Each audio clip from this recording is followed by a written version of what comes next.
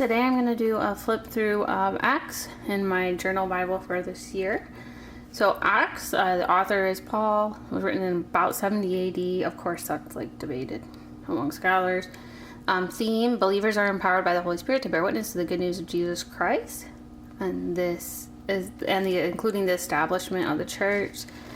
And so you can see this year, there's places where I did highlight a little bit, but again, there's places where I didn't take a lot of notes, and there's places where I took a lot of notes, like this one, for example.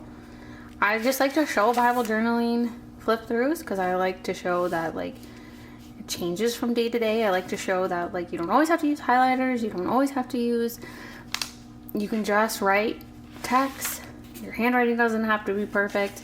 It's about the time you spend in the Bible with Jesus and becoming more like him. And of course you can use highlighters and you can make it pretty as well, as you can see here. That doesn't make your notes any more sanctified. Doesn't change anything.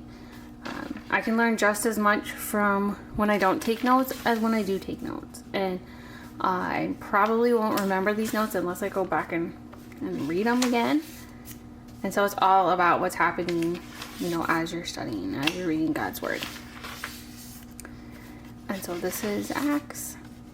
I love reading Acts because it really is telling you the story of the beginning of the church and how the apostles and all the first believers of the church, how the church spread, and how with the persecution, the church grew and grew, and how it went from Jerusalem all the way out to the ends of the earth, and how we still see that today. And I love how Acts ends. It kind of ends abruptly with Paul in Rome preaching the gospel, and that's how it ends. And it's because the church age hasn't ended yet, and we're still in it today. And so it is kind of narrative in style, like a reporter style type of thing. Places are have a key role in Acts. There's a lot of places. Christians preach the gospel, listeners are converted and added to the church, opponents begin to persecute the church, and God intervenes to rescue or protect the church. And so we see key themes. The witness is worldwide. The witness, all kinds of people. The witness, guided by the providence of God. The faithful witness must be prepared to suffer. Power behind the witness is the Holy Spirit, effective with demands of the unity of the church. The effective witness demands unity of the church. A key component to the witness is the resurrection of Jesus. The acceptance of the message of the witness depends on human response and on divine sovereignty. The Old Testament scriptures point to the death and resurrection of Christ, and prophecies that point to Christ and his followers must be fulfilled. The witness to the gospel calls for a response. The response called for is a repentance of one's sin in the name of Christ. Witnesses must always maintain integrity in the world. Witnesses must count the ministry Christ began. Must continue the ministry Christ began. The faithful witness brings results, victory of the Christian gospel. And so we see that with the beginning the promise of the Holy Spirit. Then Jesus ascends. They choose Matthias to replace Judas, and then the Holy Spirit comes at Pentecost, and then you have Peter's sermon, and 3,000 people are saved. And then we have the lame beggar is healed, and Peter preaches again. And then Peter and John before the council, they pray for boldness. We have the account of Ananias and Sapphira. They choose the 7 to serve, and then we see Stephen and his sermon, his big speech, and then they killed Stephen, the stoning of Stephen.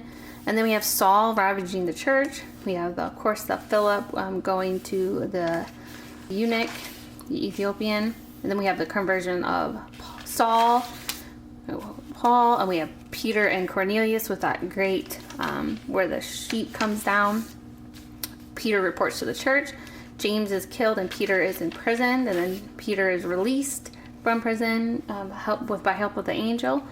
And then Barnabas and Saul, or Paul, are sent out. And then we know Paul, after in chapter 13, we start referring Saul to Paul. We have Paul and Barnabas and their missionary journeys. Then we have, of course, the Jerusalem Council. And we see Paul again in prison. And then we go to that's where we're in Philippi, and we see the Philippian jailer converted.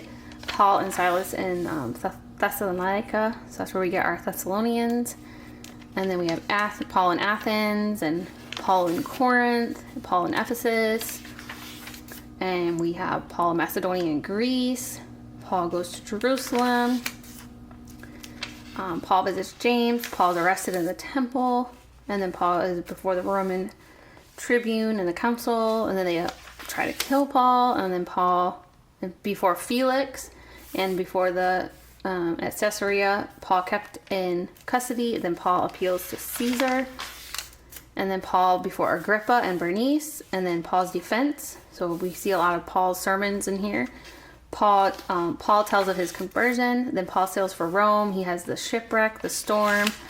And he goes to Malta where he's bit by the snake. Then Paul finally arrives at Rome. And then in Rome, he's able to preach the gospel where he is, chained to those different guards. And he's able to preach the gospel. And so we end with, he's proclaiming the kingdom of God and teaching about the Lord Jesus Christ with all boldness and without hindrance. So we see the thesis of the book is here in, let me see here, theme is... So you will preach, you will receive power, the Holy Spirit is come upon you, you will be my witnesses in Jerusalem and all Judea and Samaria and to the ends of the earth. So that is the thesis, like the key verse in Acts. And so we see that happening throughout Acts until the end where he is in Rome, which in that time was like the ends of the earth. And so we see the church age begin, and now we are still living in the church age. So I hope you enjoyed this flip through and this little quick recap of Acts and some of the things I learned. And I hope if you like this type of video, let me know. These don't always get the best amount of views like the hauls do and different Bible reviews. But if you still like them, I will still do them. I enjoy to share what I'm learning. I hope you have a good rest of your day. Thank you.